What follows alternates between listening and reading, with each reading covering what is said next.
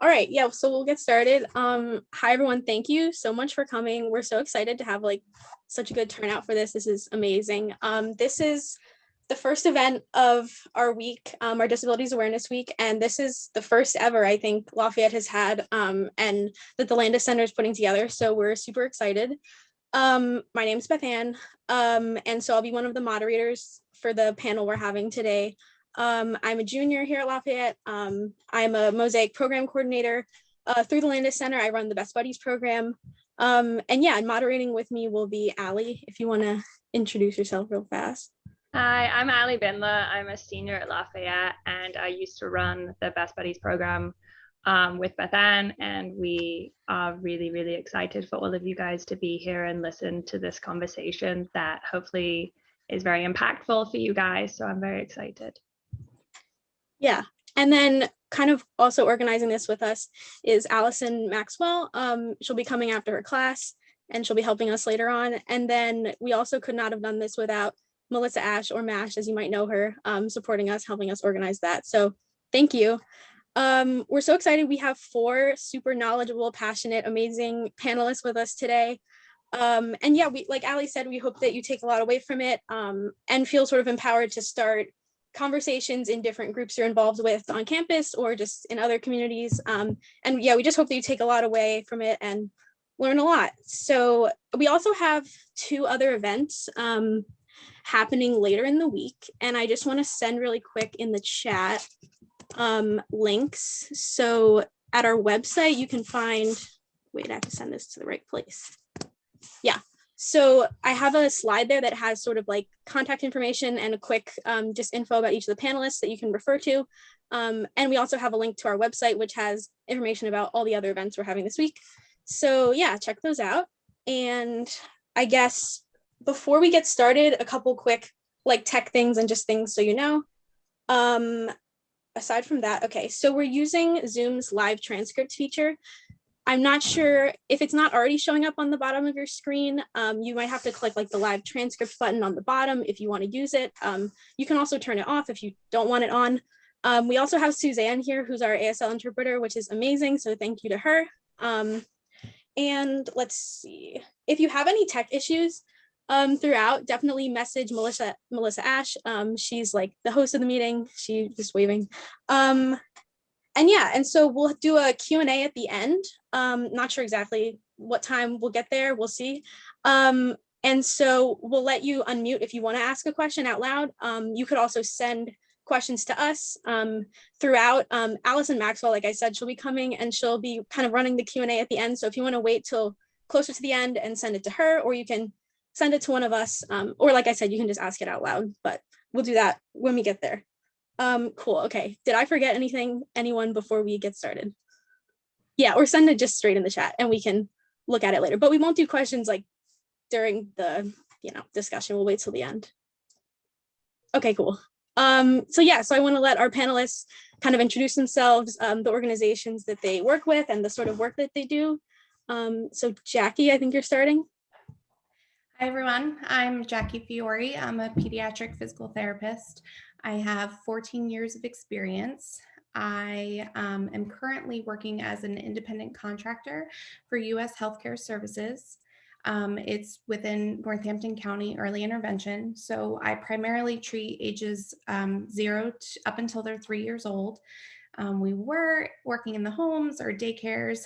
However, because of the pandemic, in March of 2020, we moved to all virtual, and we are still doing virtual services as of right now. I also, because of just the current state, started adding on cyber kiddos. So I'm also treating kindergarten up through 12th grade as well.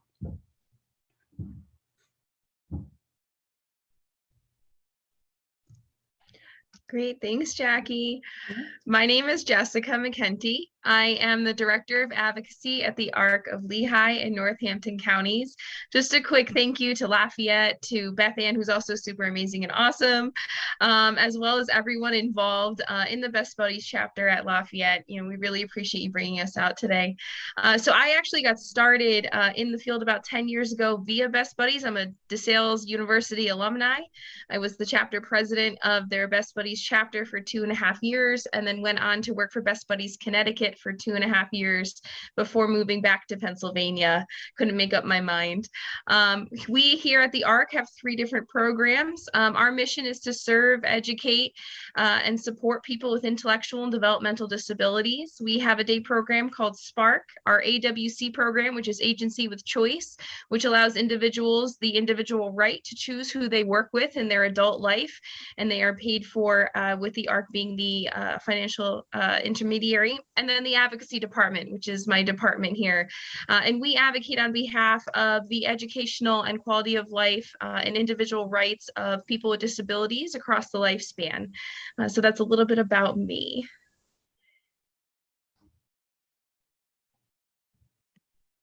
Do I go next?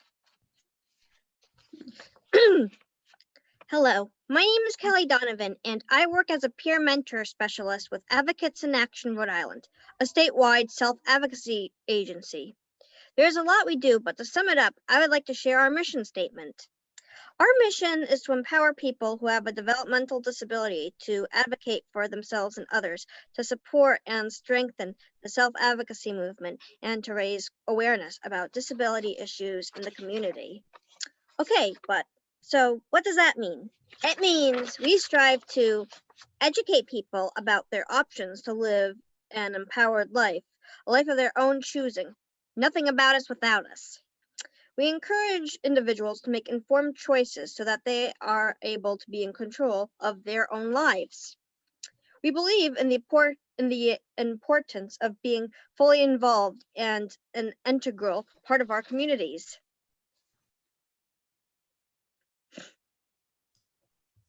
Thank you, Kelly. I think I'm next and last. My name is Marissa O'Brien. I am the Deputy Director of Programs for Best Buddies in Pennsylvania and Delaware.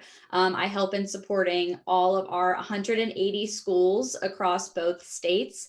Specifically in the Lehigh Valley, I support DeSales University, Lafayette College, Lehigh University, Moravian College, and Muhlenberg College. So I'm really excited to be here with all of you today.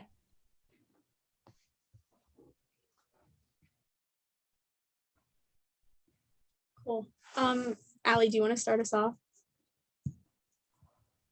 So the first question that we have for you is, what is ableism and what forms does it take in our communities? So Jessica, if you'd like to start with the question. Sure. That's a great question. So ableism, I'm going to give you a bit more of a technical definition, and then we're going to bring this down to real life chat, right? So ableism is really the discrimination and social prejudice against people with disabilities based on the belief that typical abilities are superior, right? So if we were to take that down into a bit more of a real talk, that means that we have created a society where we deem that people without disabilities, which is a questionable definition within itself, are the norm. And therefore, we need to conform all life to fit the non-disabled, not the other way around, right? So when you're thinking of ways that happens in everyday life, you know, it's about coming through with the notion that those with disabilities have an inferior value to us as people who may not be disabled, or that they're less than in a human form when we're talking about the ways that we go about our everyday life. And one of the prime examples that I give to this on a very higher level is the Americans with Disabilities Act, right? So you may have heard of that throughout your studies, or seeing things on social media, or reading about it. That was a law enacted in 1990. Now, to me, that still feels like it was only 10 years ago. I don't know what happened between 2000 and 2020, but 1990 was 10 years ago, right? So that was only enacted, you know, just a little over 30 years ago. And that law was brought to the surface as a federal civic law to state that people with disabilities should be ensured the same rights. That all by itself hinders to that notion of an ableist society, that we had to make a federal law to include people with disabilities and make sure that we know as a country that we're including them in their individual rights as fellow humans, right? Another way that we think about ableist society in ways that kind of even plays forth now, I don't know if you guys have the option to do emojis, but if you do, put a raise hand if you've heard of the show Good Doctor. Or even throw it in the chat if you've heard of it. I love interaction. Yeah, okay, I'm seeing all these raised hands. Perfect, right?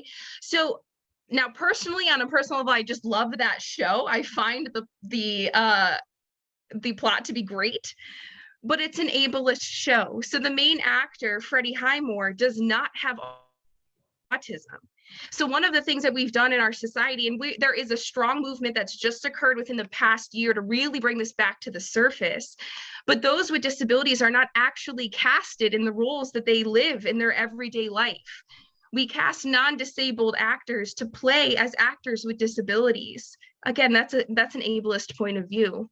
Another really generic but open thing that we do every day, again, put your hands in the air. How many of you go to the grocery store? I'd hope everyone, right? So when you're going through the grocery store, I want you to now imagine that you use a wheelchair, right? How are you supposed to get that food that's up on the top shelf? Right? We've designed our buildings so that it is not applicable to those with disabilities or who have differing abilities than us, and they can't even access that food. So now they have to constantly ask for help to get things down. Many of them now order online because we have brought that online. So those are just a couple of those examples on how we have created a society, and it's rooted way back in our history of the disabilities rights movement, that is favored to those who don't have physical or other disabilities. But with the notion of disabilities continuing to increase, and we've seen that in science, this isn't working for our society anymore. So this talk of ableism has come up more frequently. I'm just going to turn it over to my panelists and see if anyone else has anything they'd like to add.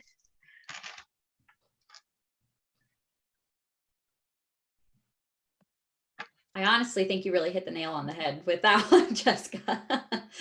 I have a lot of examples to be quite honest. And, you know, I'm even going to bring up Zoom, right? So Zoom has this live captioning feature now, but you guys may have just seen the articles released, I think 1 to 2 weeks ago, where Zoom announced that captioning will be a permanent part of their feature coming this fall. That came about because Zoom was created in an ableist way. It was not created to be tailored to those with disabilities. And so we also really favor, especially here at the ARC, our ASL interpreters that we bring on. So thank you, Suzanne, for being here today, because it's important to understand that even when you have captions, someone with a disability might not be at the literacy level to read at the speed that they're coming up on the screen. If you're seeing that down on the bottom of your screen, they come up really fast. Someone might not have the reading processing speed or the reading literacy level to follow along with those captions. So again, that is also not even made to be accommodating to everyone. So then we always, you know, advocate to have ASL brought on so that we're making sure that we're hitting our entire audience with the information that we want to bring forth.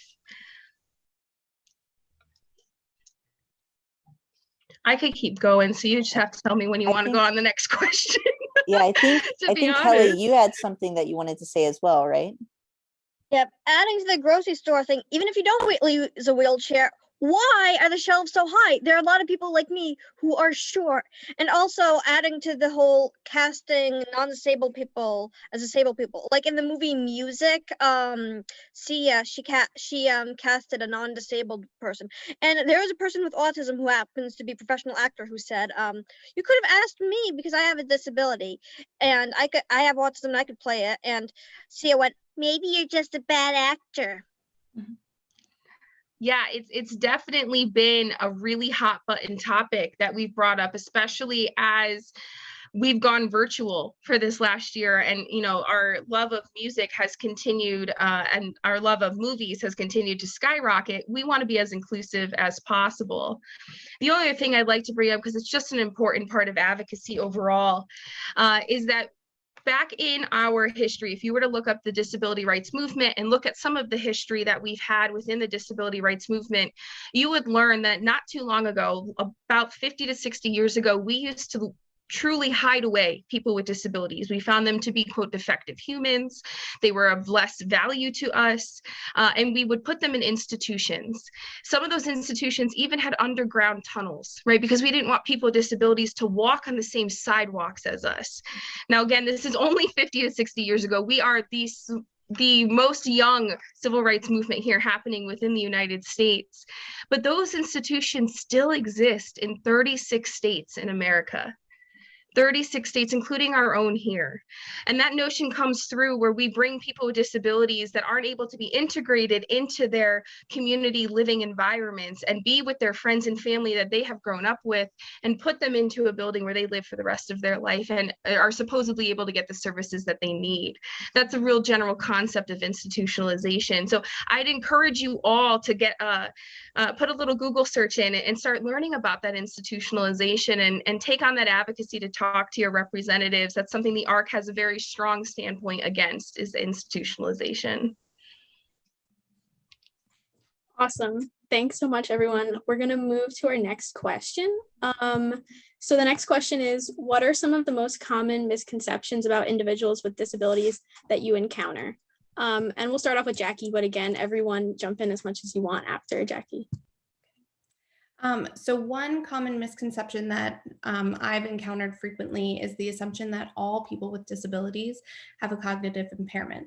And one really easy way is that no one talks to them. I have these little adorable, cute kiddos that I work with, and doctors or just anyone that you encounter will oftentimes address the caregiver and never once really look at them, talk to them, and speak to them. They are a human being, and we're avoiding them. Another common misconception is that someone who may appear very significantly impaired, whether it be developmental or cognitive or physical, that they're unhappy or that they are incapable of leading this fulfilled life. And I think it's a horrible misconception. So taking someone like Stephen Hawking, okay, most brilliant mind that we have, he obviously looks very physically impaired, but his mind is beautiful. And you would never know that unless you talk to him, address him, and we get to know, people of all types, no matter what they look like. Some other common misconceptions that you, I'm sure, have heard are all people with Down syndrome are happy, or all people with autism don't like physical touch, or all people who use a wheelchair can't walk, or all people who are deaf can read lips. So the list can go on, but in reality, the only way to break these barriers is having conversations like we're having today and putting an end to all of these misconceptions by contributing to part of the change.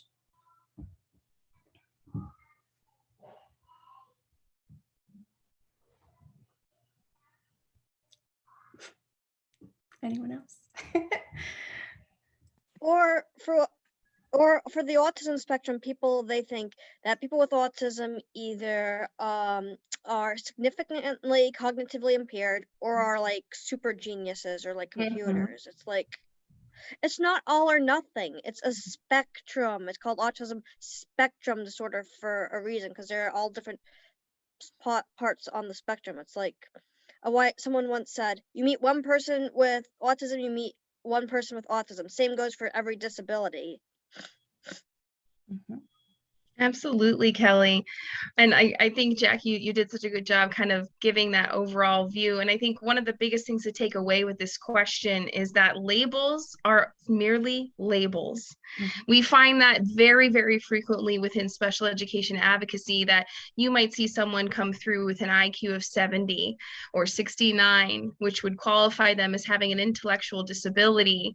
And therefore, when they get into classes, we lower the amount of competence that we think that they can achieve. So it's a term called presuming competence, right? So when you're meeting someone with a disability, take away that label, take away what you think you know about them, and presume that they will hit this level. Don't cap them here. And we see that very, very frequently within special education advocacy, but also within the adult world. wanting, and I think it really even fits into where institutionalization comes in, right? We still think that those with people with disabilities of varying levels aren't able to live an independent and successful life. So we need to keep these institutions here to support them. And that is far, far from the truth. As Kelly said, one of the biggest quotes that we use in self-advocacy promotion is nothing about us without us. If there's ever a decision that you're making about a person with a disability, they should be at the table. They should be there to speak about what is important to their life, because more oftentimes than not, they will completely surprise you.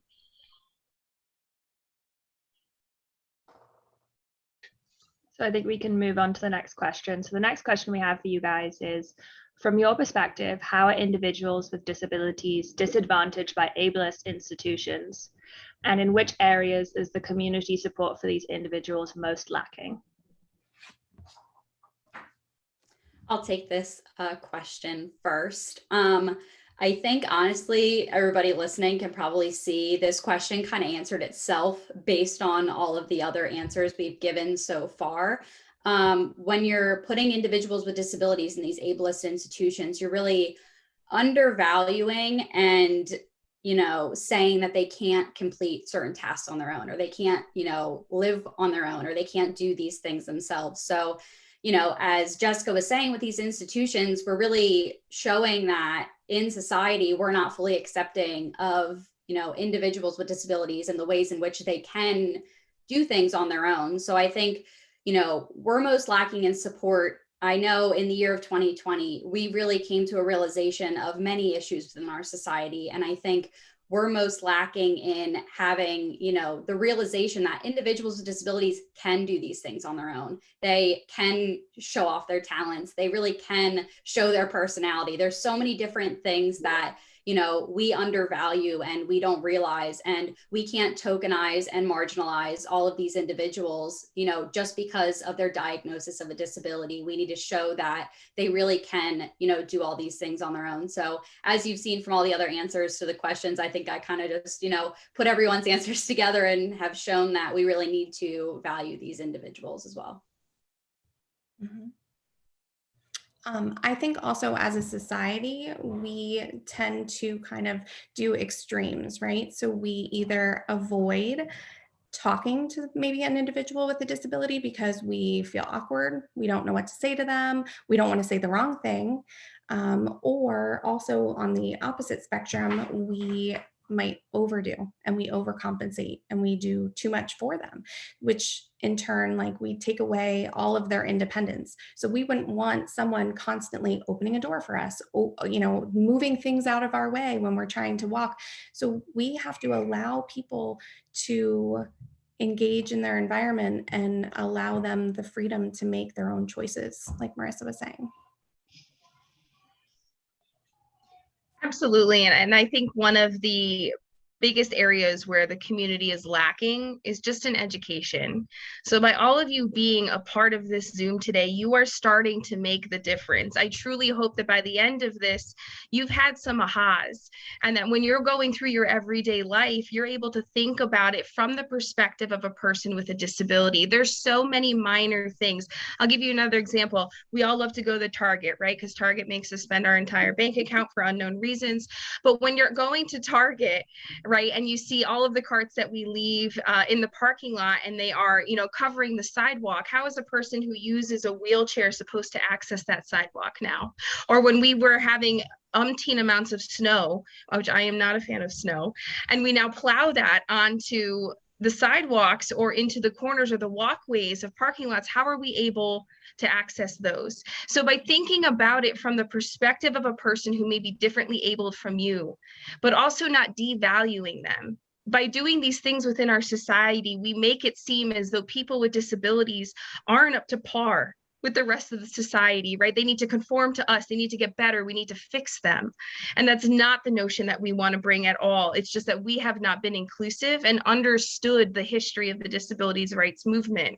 There's also a big push to have this being educated within our K through 12 schools and here in higher education, so that when you go out into your adult world, you will most likely begin working with people who are differently abled than you.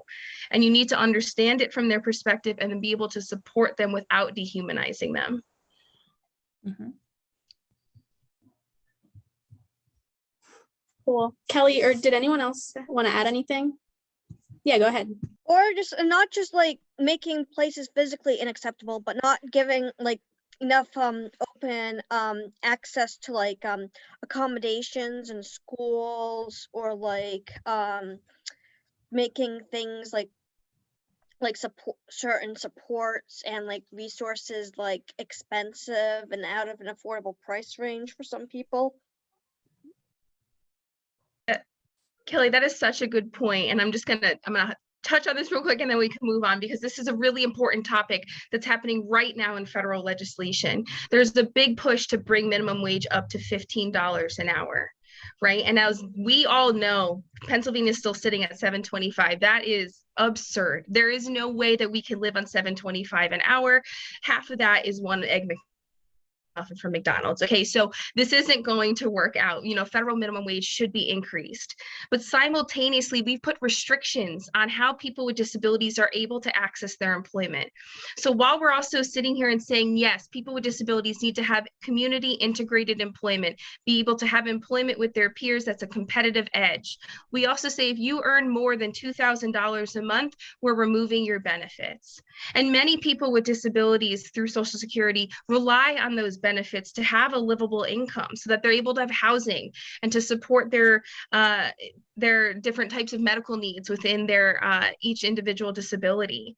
So we've now said that if we raise this minimum wage, we're now forbidding you, without increasing that increase to their amount of income that's allotted, from having competitive employment. We've gone back to having that ableist point of view. So these are just those things that come through that you always need to think about. How does that impact a person with a disability? Because 1 in 4 of us have a disability. Yeah, thank you so much.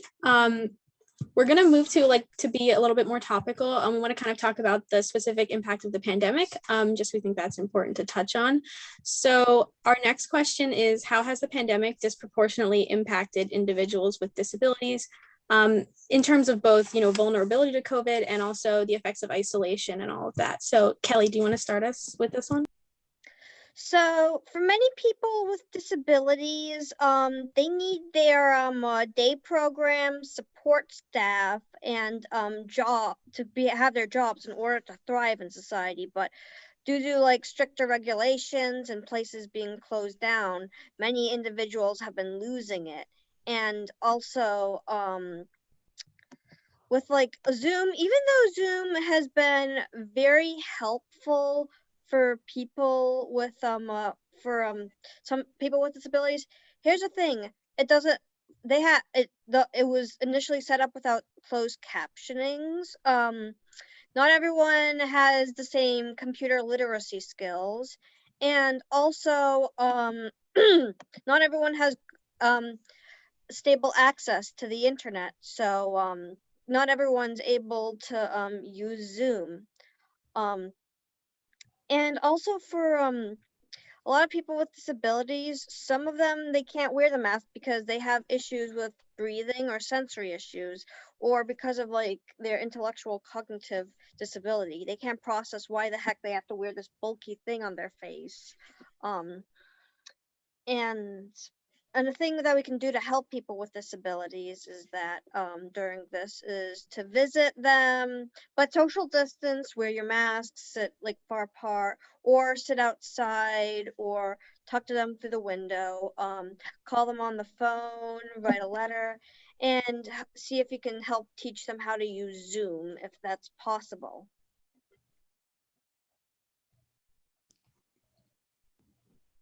I was going to say, going off of Kelly, I mean, for myself with working with school programs, obviously we all know that a lot of schools either went to a virtual or hybrid model. And like Kelly mentioned, you know, slow Wi-Fi connections.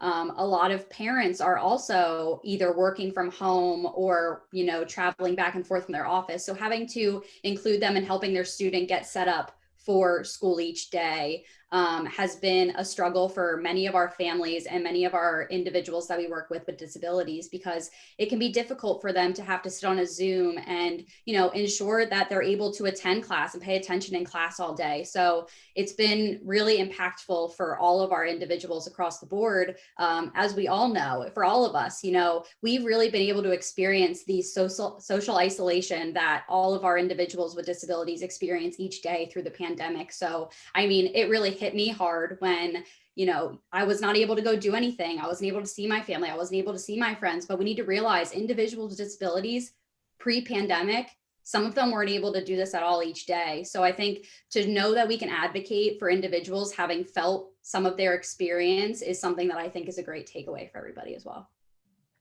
And another related or semi-side tangent, the depression rate, the mental health rate has skyrocketed. Like rates of suicide and like depression are off the charts, and anxiety because of the fear of the virus and stuff.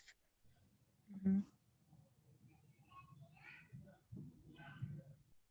Those are great points. I also think another way that we have disproportionately affected those with disabilities during the pandemic is with the vaccine rollout.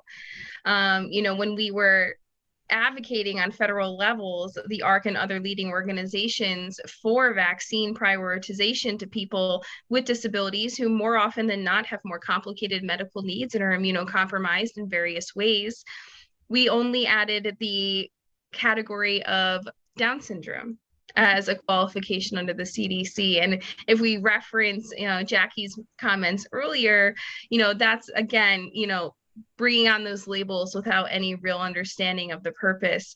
And even here in Pennsylvania, the ARC of PA has done great efforts in continuing to advocate to bring people with disabilities into phase 1A and the beginning of phase 1B for our individuals and communities here within Pennsylvania. So even with vaccine rollout, we haven't considered this population for the complexities that they may have. Mm-hmm.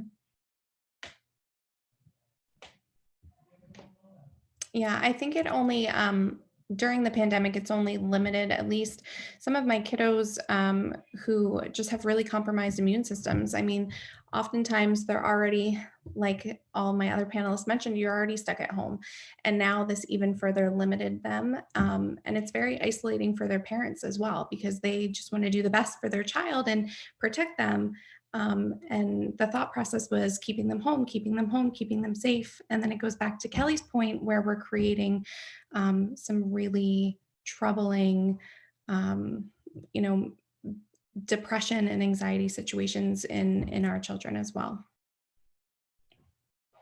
Thank you so much for those answers. So for the next question, and hopefully this will be a bit of light at the end of the tunnel, is how can students take action to become better allies to the disabled community?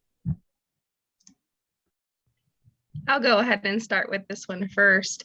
As I referenced earlier, you all being here is the first step in becoming an ally. And I think ways that we can do better in becoming allies is to literally become an ally.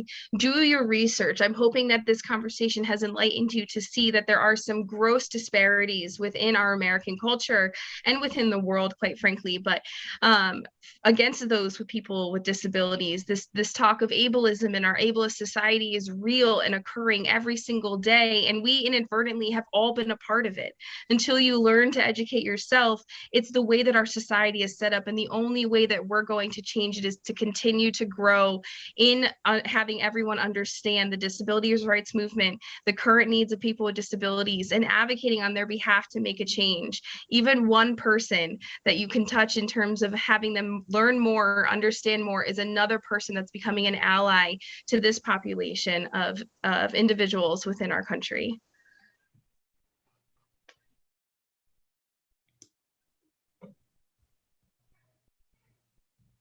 And if I may add, also listen to what people with disabilities have to say and don't talk over them or say, oh, you wouldn't know, you're too disabled to know. But it's like the best way to understand a person's experience is the person who's going through it themselves. Like a lot of people they underestimate people with disabilities and don't think that we can talk about we can talk about our own experiences.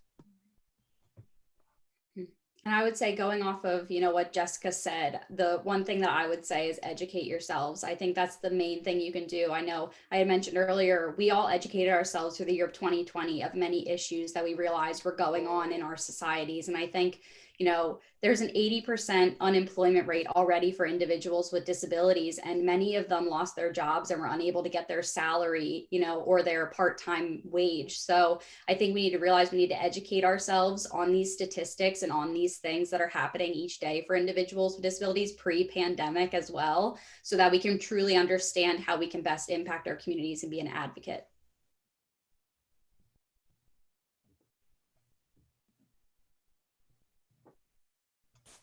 For those of you who are special education majors in the audience, if any of you are, I highly encourage you that as soon as you enter your workforce employment, to have people with disabilities, your students with disabilities, at your IEP meetings as early as possible. Don't wait till age 14. The more that they have a say in their voice, the better you are setting them up for a successful life. Because when you go from education to adulthood, you go from entitlement to eligibility, and it is a whole different game changer. So as you know, I'm just going to keep going with what Kelly said because I love the quote so much. Nothing about us without us. Always include people with disabilities and don't ever speak on behalf of them. Have their opinion be first and foremost.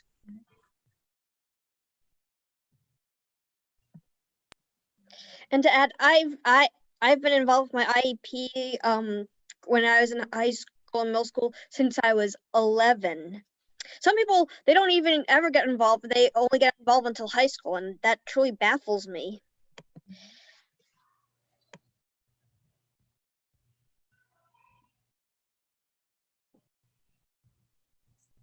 Okay, cool. So those were sort of all the prepared questions we had, but we have a few that have already come through for Q&A. So yeah, Allison, do you want to sort of take over for this?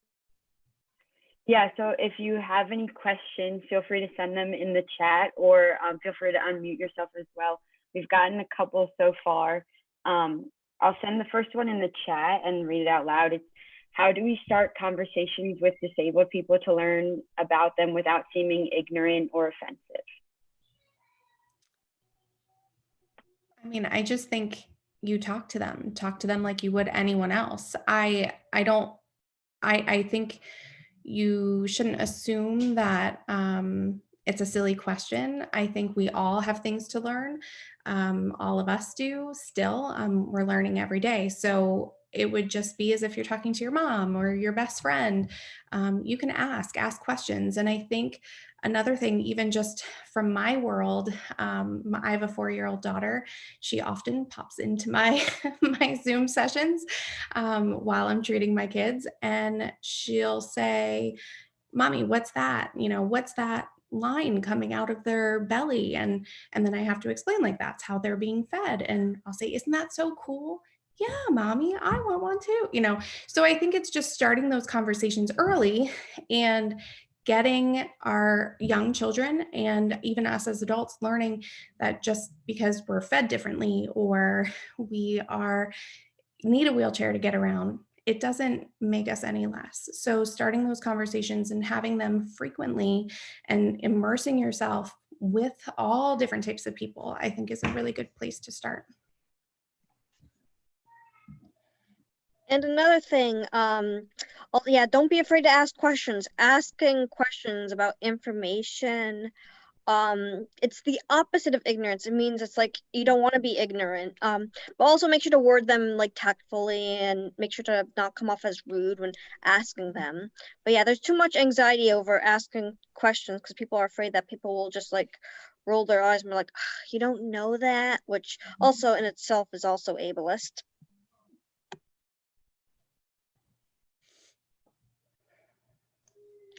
I'm just going to echo my fellow panelists in being as casual as possible. One of the other things that has frequently happened in trying to be inclusive of those with disabilities is that we end up talking down to them or using a baby voice as if they don't understand.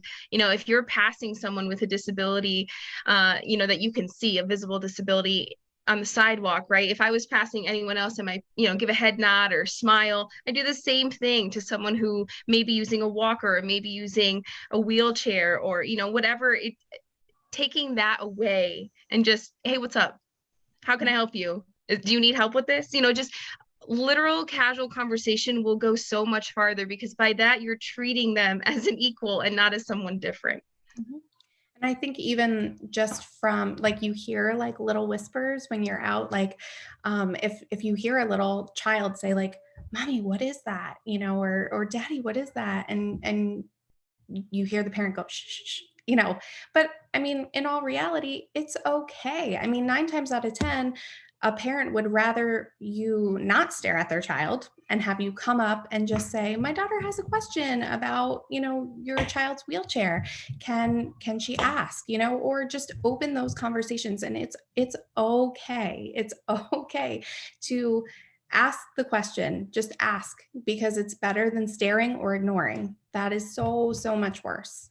I was going to say, I agree with everything Jackie just said. People are going to be so much more appreciative if you're educating yourself and asking those questions instead of having it be little sidebars or stares or anything like that. So I think individuals with disabilities, honestly, a lot of people that I work with love answering questions and love being an advocate for their own disability. So being able to have those casual conversations, I think, is honestly what they're looking for. Mm-hmm. Thank you. The other question we got from the audience, we've touched on it a little bit, but the question is, this is a big conversation, but how do we do something about it at Lafayette? Join Best Buddies.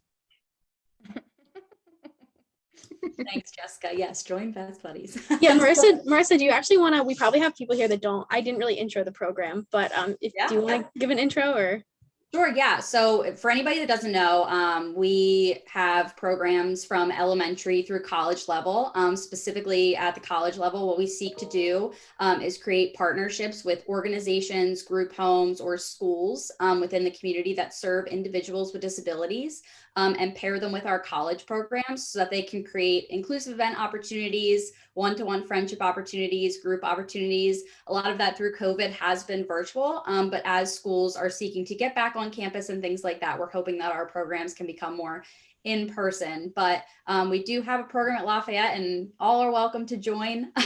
So if you ever have any questions about Best Buddies, I know Beth Ann has really worked with me and, getting the program. And this week honestly has been awesome. And I commend you guys for all of the hard work, effort, and time that you've put into it. And as you can see, it was created by the leaders of the Best Buddies program. So if you're interested in learning more or being a part of it, it's definitely a great program to be a part of. So thanks, Jessica, for the plug. No problem. I think also if joining something else isn't something that fits in your schedule, I understand busy to the extreme.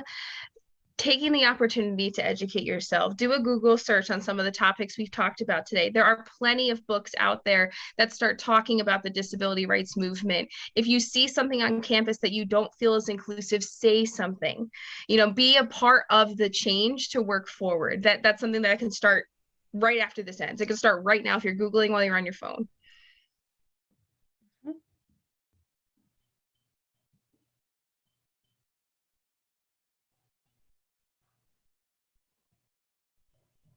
Scott, if you want to just mention or talk a little bit about what you mentioned in the chat, that would be great. Sure. Hi, everyone. My name's Scott, and I am a senior at Lafayette. I've spent the last several months, since August, doing an audit on the different classes that we offer at Lafayette that cover disability studies or to a certain aspect of it and the research agendas that we have.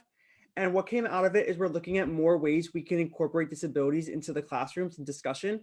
And one of the solutions is we are also looking at faculty lines that can look for a professorship with someone with a background in disability studies. Ben Cohen in the engineering studies department was my advisor in leading that.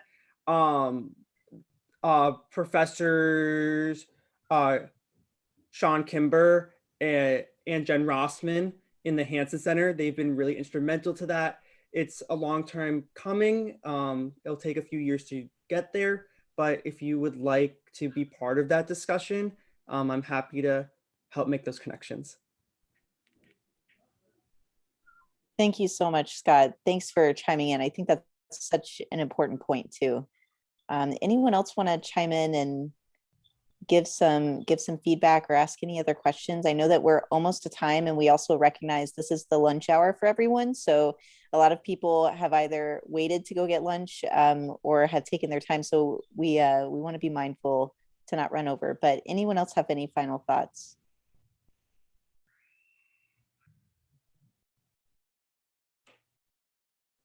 All right, cool. Before Beth Ann, you wrap up, I just want to hop into the conversation as well. And I think a good portion of the Landis students who work with me know that my son has a very severe and medically complex background. He has quite a few disabilities. And I think all of the conversation we've had thus far about removing voice from individuals with disabilities is one of the easiest things we can change. And I think that that's something, you know, at Lafayette, we have to actively seek out where those voices are being quieted or where they may not be invited.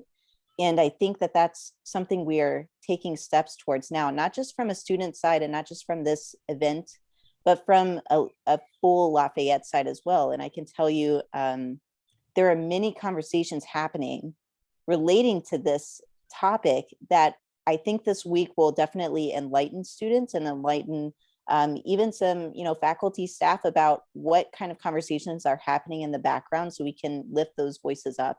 So I don't want to give away the full week of what we're planning because I want people to come and actually be a part of those conversations. But I also want to just say thank you to the panelists because I know from my side, as a parent of someone with a disability, with many disabilities, it's easy for us to think, oh, we need to be mindful of how we're not taking our voice or our son's voice away from him as parents, and to address him. I think, you know, Jackie actually had Cade as one of her patients. So that's how, you know, we had that connection, and she got to know Cade and got to know our like viewpoints of him.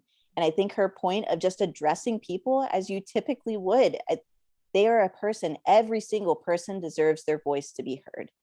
And I think starting with this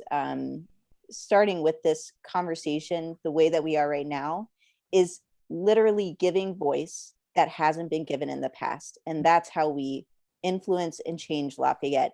We give the voice to people who don't have that capacity or don't have that ability currently in the spaces that have been created, whether that's with disabilities, whether that's with race, whether that's with sexual orientation, it doesn't matter. But this specific conversation has been a long time coming. And with that being said, I think that there are quite a few events, Beth Ann and team, if you want to talk about what's coming up next this, you know, in the week and how things kind of tie in from this conversation and how it's going to continue out tomorrow and Thursday, that would be great.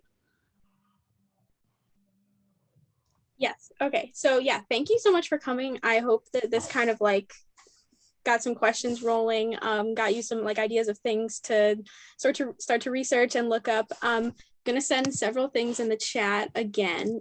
So, okay, so what I'm sending is if you want to get in touch with any of the panelists, the first link has their contact information, so you can, you know, ask them any other questions if you want to follow up about anything. And yeah, thank you again to our panelists. This was amazing. You're all so knowledgeable and wonderful, and we were so happy to have you. Yeah.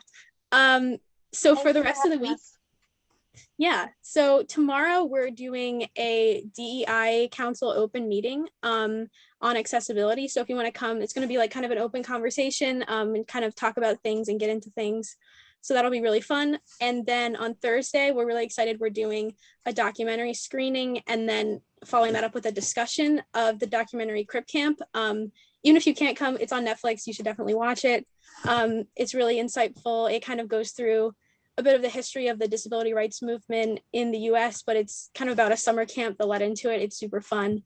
Yeah, and then also the third link that I put there is we do have a form, like if you thought of anything after today, any questions that are kind of on your mind that you want us to maybe talk about in the discussions that'll come tomorrow or Thursday, you can feel free to send those in that form and we can, well, know some things that we should talk about. Yeah, so I think that's all. Thank you so much for coming. Feel free to reach out to any of us if you have further questions about anything, or also the Best Buddies chapter. Like I said, I do run that. And we're hoping to start up again, in person in the fall. So if you're interested in joining that, definitely reach out to me.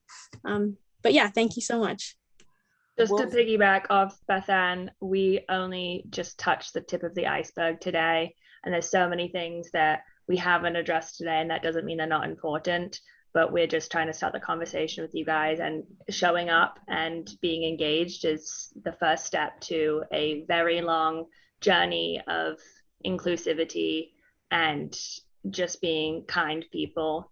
That being said, if you have something that is very specific and important to you, I definitely recommend coming to tomorrow's event, because there are things that I couldn't even possibly think of that we definitely should change. So make sure to use your voice and kind of join in the conversation with tomorrow and the DEI meeting. Yes, and if you guys have questions, I think we have about 5 minutes left that we had booked out. So feel free, as everyone kind of trickles out, if you want to ask questions in a smaller group. Panelists, if you're good to just hang on for maybe 5 more minutes just as people leave. Thank you all. Thank you, thank you, thank you. And I have to say a special thanks to Advocates in Action as well for joining, because we've been partnering with the ARC, we've been partnering with Best Buddies. We have partnerships around Lehigh Valley, but the fact that we were able to loop in another group outside of Pennsylvania just to shed light on this is a bigger thing, I want to give a shout out to them. And yeah, so we'll just hang back as everyone kind of leaves, and feel free to stick back and unmute yourselves, ask questions, or if you want to talk to the panelists. But thank you, everyone. Happy Tuesday. I think it's Tuesday. I'm not really sure, but happy Tuesday or whatever day it is. And we'll see you next time. Hopefully tomorrow, 1:00 p.m. Be there. All right.